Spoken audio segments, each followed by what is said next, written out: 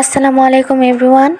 আপনাদের সবাইকে স্বাগতম জানাচ্ছি রমজান মাসের ইফতারি রেসিপির আরও একটি পর্ব দেখার জন্য। আজকে আমি ইফতার আইটেমে অন্যতম একটি মিষ্টি আইটেম শেয়ার করব, সেটি হলো বুন্দিয়া। বেকিং সোডা বা পাউডার ছাড়া কিভাবে ফুলকো বুন্দিয়া তৈরি করা যায় তা শেয়ার করব। আর সেই বুন্দিয়া কিভাবে 1 মাস পর্যন্ত সংরক্ষণ করা যায় সেটিও আপনাদেরকে বলে দিব টিপ সহকারে। চলুন দেখে নেওয়া যাক বুন্দিয়ার মূল রেসিপিটি। প্রথমে ব্যাটার তৈরি করে নেব। তার জন্য একটি মিক্সিং বোল নিয়ে নিয়েছি। দিয়ে দিচ্ছি 1 কাপ বেসন। আপনারা এর চেয়ে বেশি পরিমাণে বেসন নিতে পারেন। ব্যাটার তৈরির জন্য আমি অল্প অল্প করে পানি দিয়ে দিচ্ছি। কারণ অনেক সময় অতিরিক্ত শুকনো বেসন থাকলে পানির পরিমাণ বেশি লাগে। তার চাইতে অল্প অল্প করে পানি অ্যাড করাই ভালো। আগে গাঢ় ব্যাটার তৈরি করে নিব, যাতে সহজে দানা দানা বেসন গলিয়ে নিতে সুবিধা হয়। এবার আরও একটু পানি দিয়ে ভালো করে 5-6 মিনিটের মতো ব্যাটারটি ফাটিয়ে নিব। যত বেশি সময় ধরে বুন্দিয়ার ব্যাটার ফাটিয়ে নেবেন, তত বেশি বুন্দিয়া ফুলকো হবে। আমি 6-7 মিনিট ধরে ভালো করে ব্যাটার ফাটিয়ে নিয়েছি। ব্যাটারটি পারফেক্ট হয়েছে কিনা তা বোঝার জন্য ব্যাটারটি ঠিক এভাবে উপর থেকে ছেড়ে দিবেন। যদি ব্যাটার দাগ স্পষ্ট হয় আর সহজে মিশিয়ে না যায়, তাহলে বুঝবেন ব্যাটারটি পারফেক্ট হয়েছে।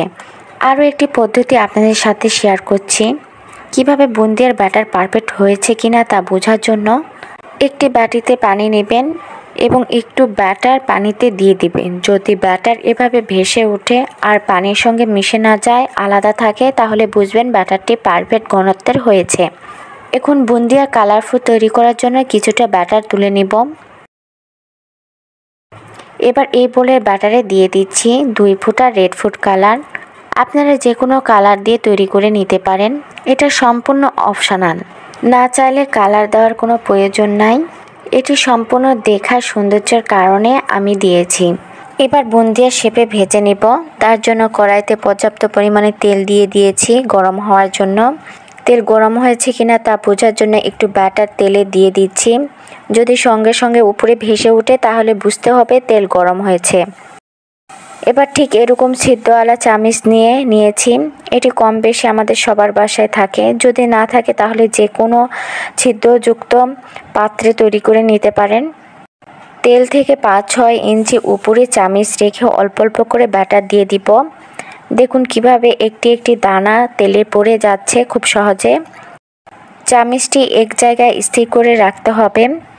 কড়াইয়ের চারিপাশে ঠিক এভাবে ছড়িয়ে গেলে আর ব্যাটার দিব না। বেশি ব্যাটার দিয়ে তৈরি করতে গেলে একটি আরেকটির সাথে লেগে যাবে। বুন্দিয়াগুলো তেলে 1 মিনিটের মতো ভেজে তেল থেকে উঠিয়ে নিব। আমি এখন রেড কালারের ব্যাটার দিয়ে বুন্দিয়া তৈরি করে নিব। তার জন্য চামিচটি ঠিক ভালো করে ধুয়ে পরিষ্কার করে নিয়েছি। আরও একটি জিনিস আপনাকে খেয়াল রাখতে হবে, প্রতিবার বুন্দিয়া তৈরি করার পর ছিদ্রযুক্ত চামিচের নিচের অংশ পরিষ্কার করে নিতে হবে।